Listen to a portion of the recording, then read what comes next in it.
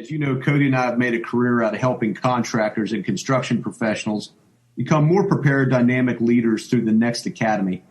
Many that I speak with have a strong tendency to look backwards in the face of adversity, back to the way they always did it, back to the way grandpa or mom used to run the place. And when failure, disappointment, setback, or loss happens, it makes it even harder for them to move forward because they're at times stuck in their history. You referenced the power of the word yet. What would you say to those contractors or construction professionals that have a setback and are in search of an if only or what if moment?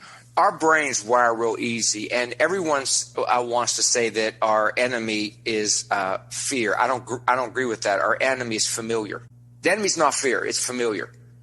You need some fear. If I don't have some fear about my diet, I'm going to die young. If I don't have some fear about my finances, I'm going to be bankrupt. You need some, not a lot. You need some.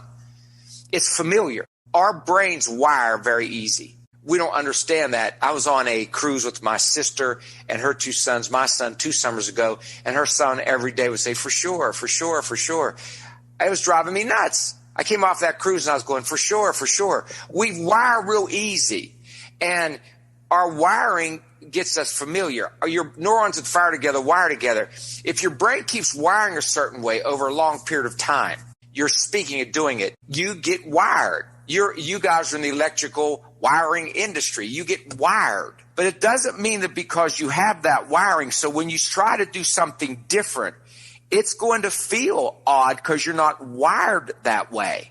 We have a phrase we use at Alabama all the time, get comfortable being uncomfortable. And when you first do something that's the right way and it's different, it's going to feel odd because that's the way we wire. The word yet, I think, is powerful.